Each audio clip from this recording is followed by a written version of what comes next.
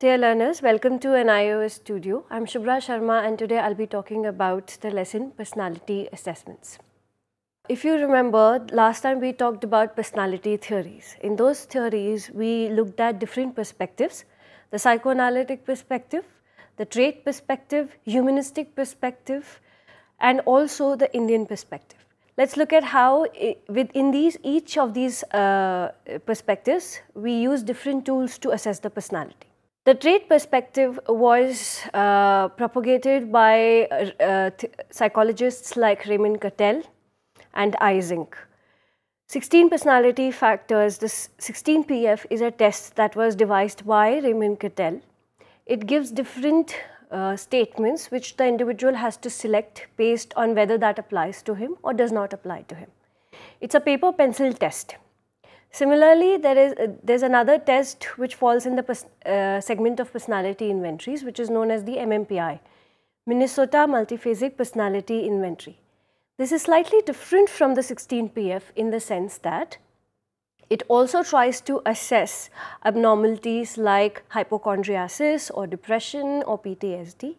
It's a fairly large test and takes a while to administer. Both of these tests, which are known as personality inventories, have something very specific to them. These are paper pencil tests.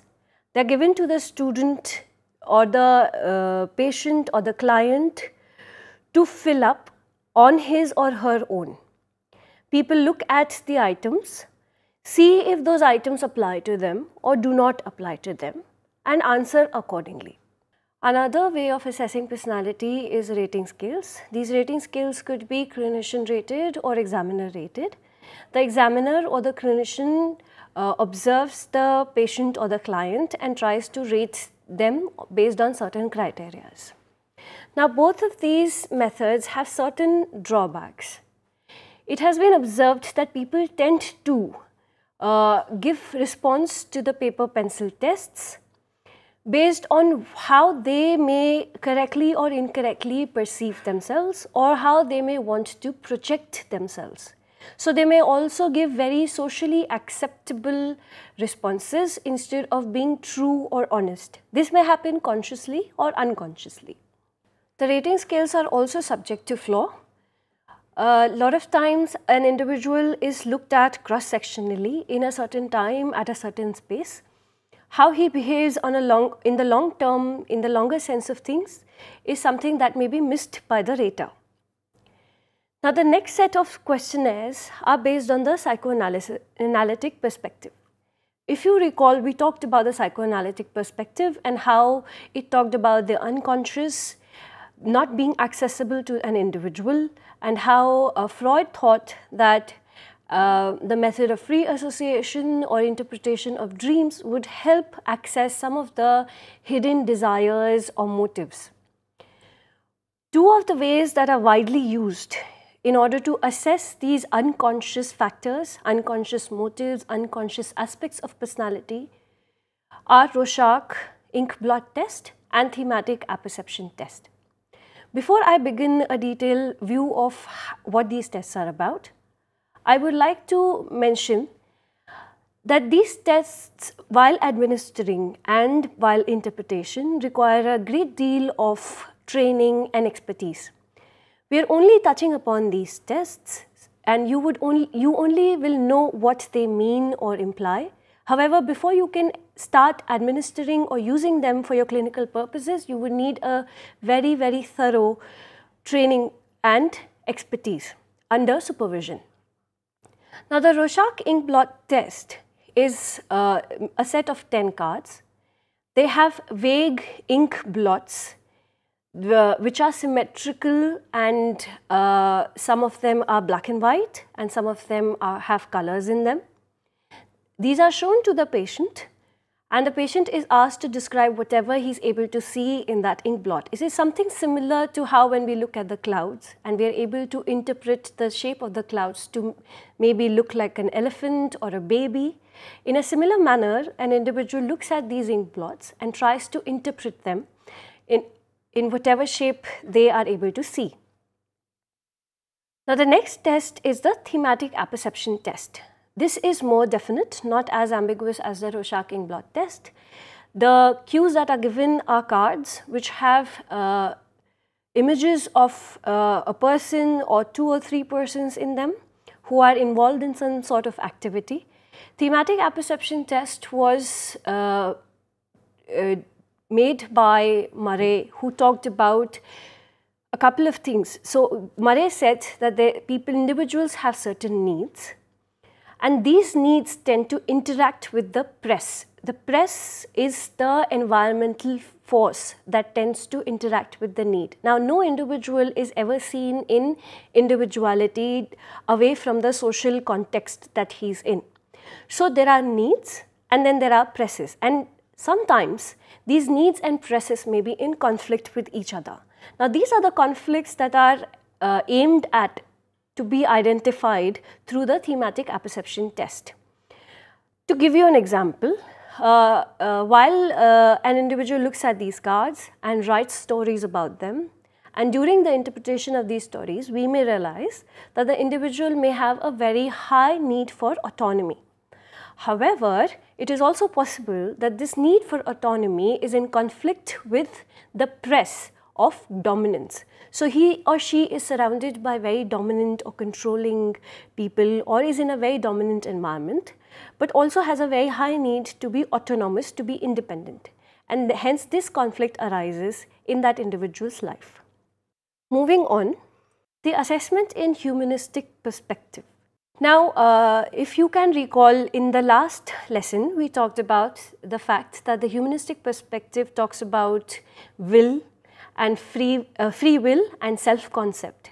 Hence, any assessment that is able to assess self-concept and an individual's perception of his or her experience and life is used in humanistic perspective. Moving on, in the Indian perspective, we talked about the gun, the rajas, tamas and sat gun. In order to assess these guns, you will have to use various methods. You could use observation, you could use certain questionnaires or inventories, and understand which of these guns is predominant in an individual. Like we talked about last time, all these guns are in interaction with each other, and some may be very predominant and some may not be. Hence, in order to understand that, you would have to maybe speak to the person, conduct interviews or use certain questionnaires. Now that we've looked at all of these assessments and assessments through different perspectives that we've used, I would like to put in a word of caution. We've only had an introductory understanding of these assessments. In order to conduct, to administer, to use these assessments and to be able to score and interpret them, you need a very high level of training and expertise. Also, these tests tend to be used differently in different situations. Some may apply for an individual, but some may not. All of these will come to you once you have the adequate amount of experience. So, in order to summarize and conclude, the assessments used to study the traits are paper pencil personality inventories or rating scales. These personality inventories can be, for example, 16 personality factor or Minnesota multiphasic personality inventory. Assessments used to study the unconscious desires or motives or personality factors of an individual are projective techniques. Two of them are most famous and well known, which are Rorschach blot test and the thematic apperception test. In the humanistic and the Indian perspective, we can use various measures which will identify correctly either the self-concept or the life experiences of an individual, or understand the guns that a person may possess. Thank you.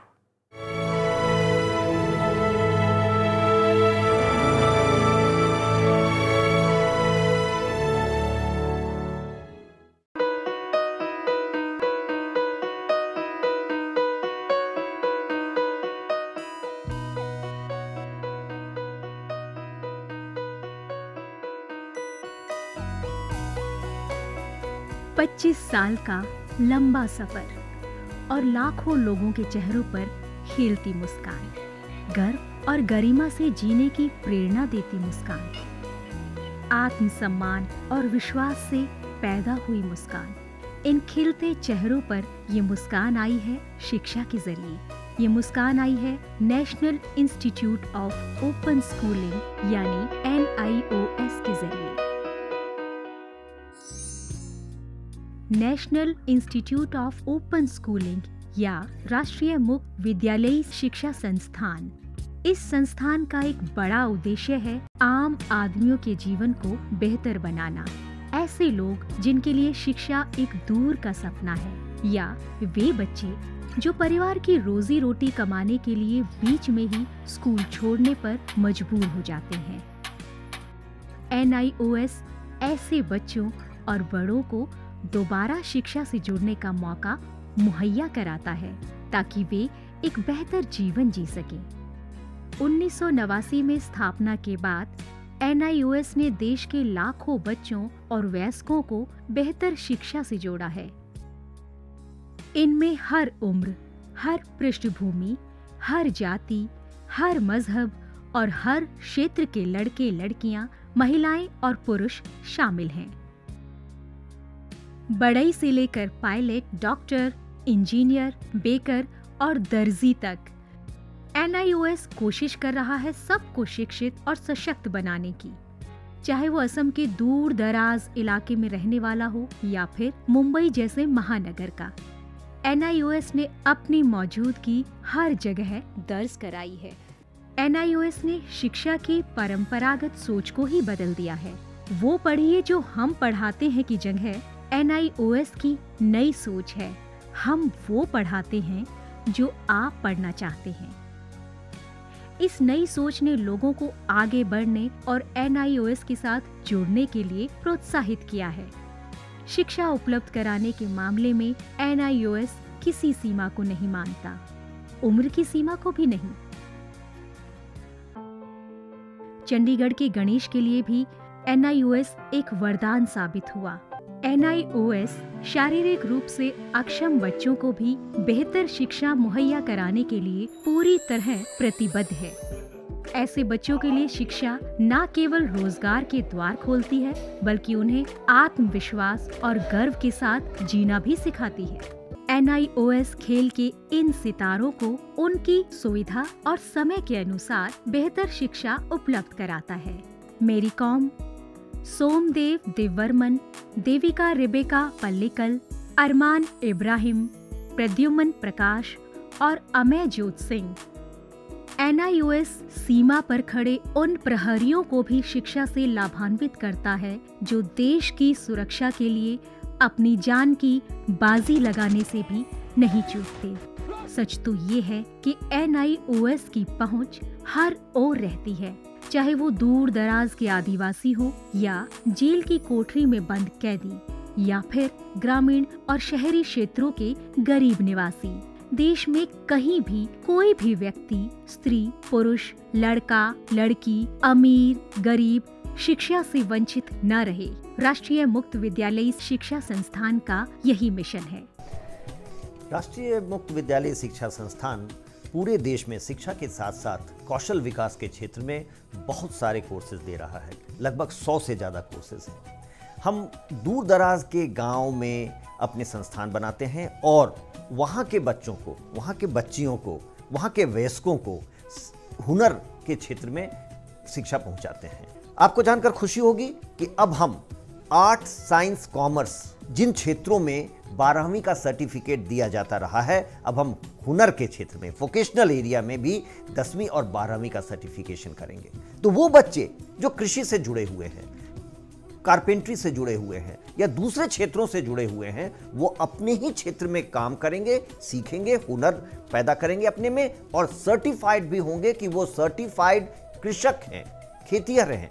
तो आज तक जो हमारे देश में ये सोच रही है कि आप 12वीं पास तभी कहे जाएंगे जब भूगोल, अर्थशास्त्र, भौतिकी ये पढ़ेंगे, अब ये समय बदल गया है। ITI में जितने बच्चे पढ़ते हैं, लगभग 18 लाख बच्चे हर साल दाखिला लेते हैं। अब हम उनको सर्टिफिकेशन करेंगे। NIOS अपने छात्रों को माध्यमिक स्तर पर 26 और उच्च माध्यमिक स्तर पर 19 विषयों का विकल्प देता है। पढ़ाई किस माध्यम से करनी है, इसमें भी आपको लचीलापन मिलेगा। माध्यमिक स्तर पर ही 7 भाषाओं के अलग अलग माध्यमों का विकल्प मौजूद है। शैक्षणिक कार्यक्रमों के अलावा 86 वोकेशनल शिक्षा कार्यक्रम भी उपलब्ध हैं, जो छात्रों को कामकाजी दुनिया के लिए तैयार करते हैं। वोकेशनल प्रशिक्षण को अधिक सुदृढ़ बनाने के लिए NIOS ने ITDC, Cisco, Indian medical association जैसे कई सरकारी और गैर सरकारी संस्थानों के साथ भागीदारी स्थापित की है। आज लाखों छात्रों के लिए अपनी पसंद का स्कूल है राष्ट्रीय मुक्त विद्यालयी शिक्षा संस्थान यानी national institute of open schooling. NIOS ने एक लंबा सफर तय किया है, लेकिन मंजिल अभी दूर है। निरंतर विकास और नवीनीकरण के लिए NIOS सदैव प्रतिबद्ध है। शिक्षा का उद्देश्य महज रोजगार जुटाना ही नहीं है, बल्कि स्वयं को सशक्त बनाना भी है। NIOS लाखों छात्रों के लिए यही आत्मसम्मान दिलाने में जुटा है। लाखों लोगों के लिए एक आशा और उम्मीद है। National institute of open schooling. शिक्षा सबके लिए, कहीं भी, कभी भी।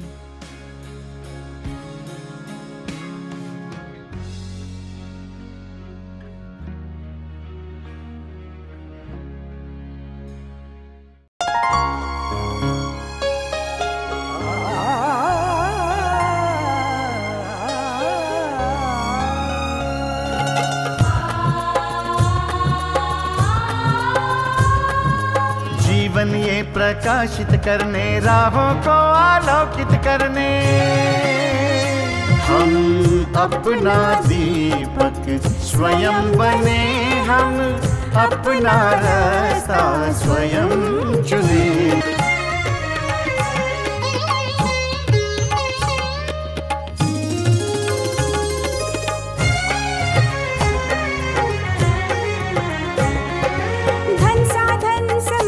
सीमा से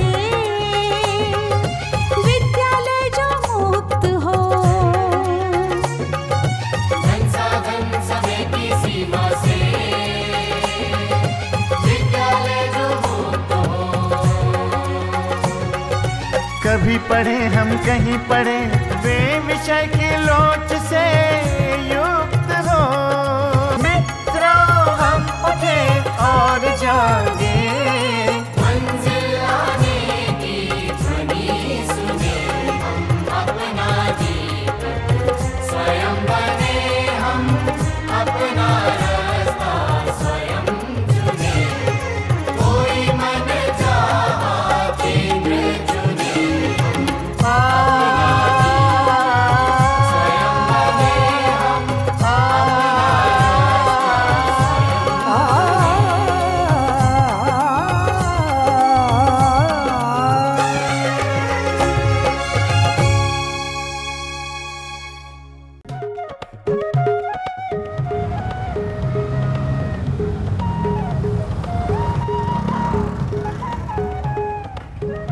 ये है कूल लाइफ, नो फिकर नो टेंशन।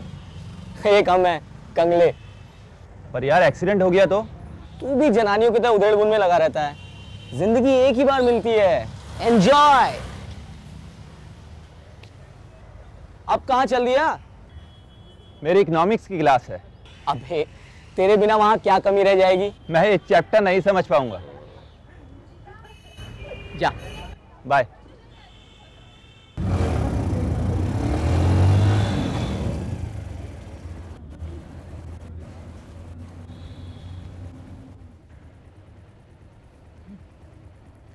और बगला भगत।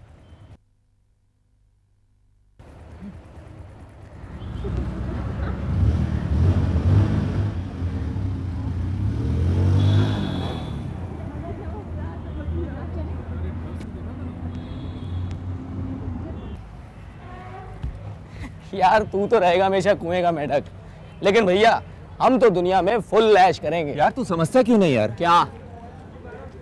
अक्ल मुझे भी है, मुझे पता है कि हमें नौकरियां करनी होंगी। आज तक जिंदगी पढ़ते पढ़ते गुजर गई, 2 साल बाद सर पे नौकरी की तलवार टंगी होगी और हम कौन सा लाट कलेक्टर बन जाएंगे, बस गुजारे लायक तनख्वाह होगी। इस दुनिया में इतनी मौज है, मस्ती है, ऐश है, उसमें हमारा हिस्सा कहाँ है? क्या?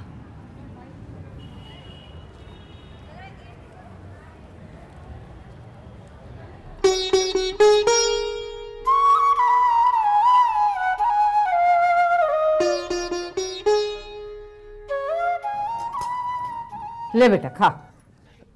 चाची जी आप सुबह से रात तक काम करती हैं, थक नहीं जाती? हाँ थक तो जाती हूँ बेटा, पर क्या करूँ, अब तो सुरिंदर की बहू ही आकर के आराम देगी। बहू क्या ऐसे ही आ जाती है? खर्चा करना पड़ता है, बहुओं को कुछ देना भी पड़ता है। अरे मेरी बहू आए तो सही, मैं उसे सोने की चूड़ियां पहनाऊंगी, सोने की। हाँ अरे मोबाइल क्या देख रहा है? तुझे क्या मालूम, मैंने एक एक पैसा जोड़ जोड़ कर अपनी बहू के लिए सोने की चूड़ियां बनवाई हैं। मनीष बेटा, ये तेरा दोस्त है, इस तरह इसका ध्यान रख।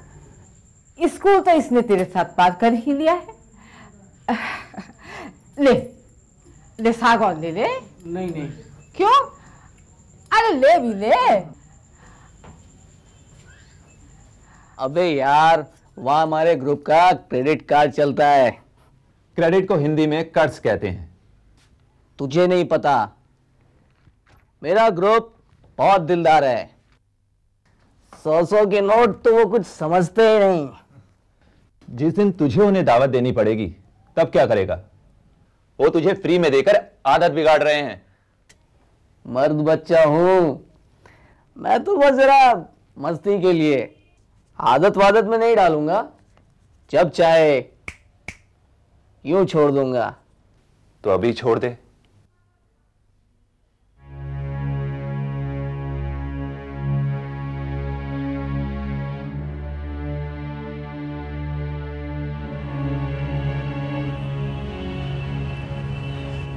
क्या हुआ? मना कर गया। मैं तो पहले ही कह रहा था, गोली मारो उसे, उसकी भेजे में बात नहीं आएगी, उसकी किस्मत में खुश रहना नहीं लिखा है।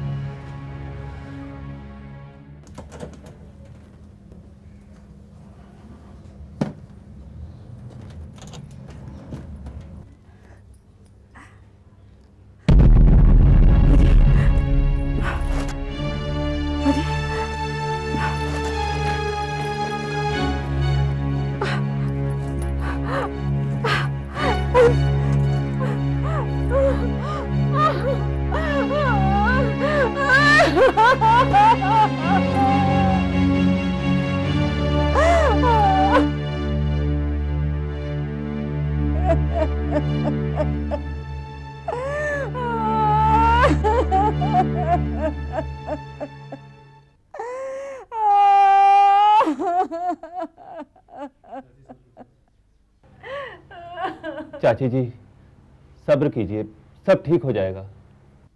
अरे कैसे सब्र करूं बेटे, कितनी मुश्किल से अकेली ने मैंने ये बेटा पाला है, और ये बेटा मुझे ये रंग दिखा रहा है। अरे मैं तो किसी से कह भी नहीं सकती। न जाने कैसे कैसे पैसे जुटा के मैंने इसकी बहू के लिए चूड़ियां बनवाई थी। बहू के लिए बनवाई थी ना, बेटे ने ले ली तो क्या आफत आ गई? अरे नाश पीटे, अरे तू चला जा, एक तो चोरी ऊपर से सीना चोरी। मुझे अपने घर में बाहरी लोगों का दखल पसंद नहीं, आप जाओ। अरे अरे और सत्यानाशी, चुप हो जा। मनीष बेटे, तू इसकी बातों का बुरा मत मानना। चाची जी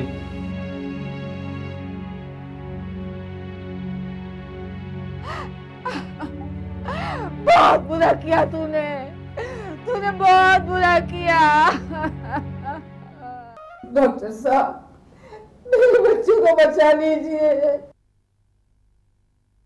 आप थोड़ा सब्र रखिए, चिंता ना करिए, हम अपनी तरफ से पूरी कोशिश करेंगे। सुरेंद्र, हम आपको 15 दिन के लिए इस सेंटर पे रखेंगे। दवाइयों एवं बातचीत द्वारा हम आपका इलाज करेंगे, पर एक बात का ध्यान रखना होगा, दवाइयों से इस आदत से छुटकारा नहीं मिल सकता। इसके लिए आपको अपना आत्मविश्वास बढ़ाना होगा, और अगर इस आदत को छोड़ने की तुम मन में ठान लो तो दुनिया की कोई ताकत आपको रोक नहीं सकती। इस बात को हमेशा ध्यान रखना।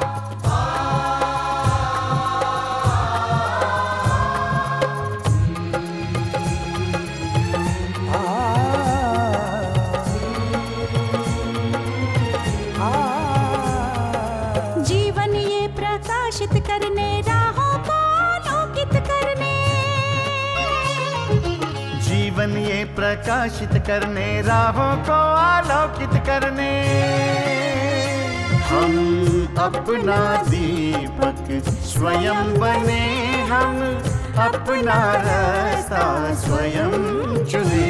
हम अपना दीपक स्वयं बने, हम अपना रास्ता स्वयं चुने। जीवन ये प्रकाशित करने, राहों को आलोकित करने।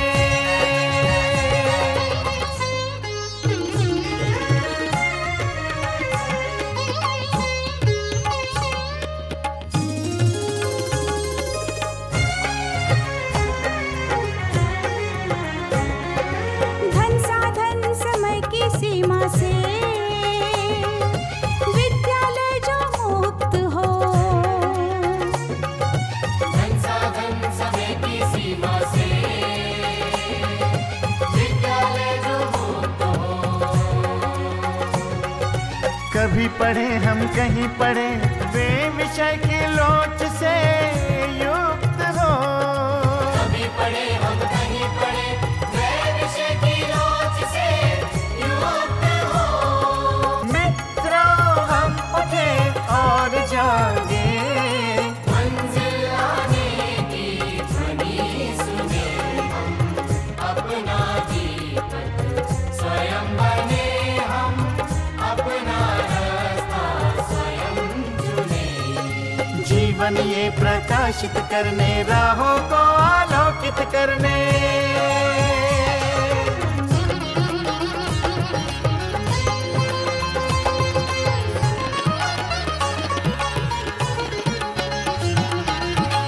राष्ट्रीय मुक्त विद्यालय का है द्वार खुला सबकी खातिर। शिक्षा परीक्षा का अवसर एक बार ही क्यों मिलता फिर। शिक्षा और परीक्षा का अवसर एक बार ही क्यों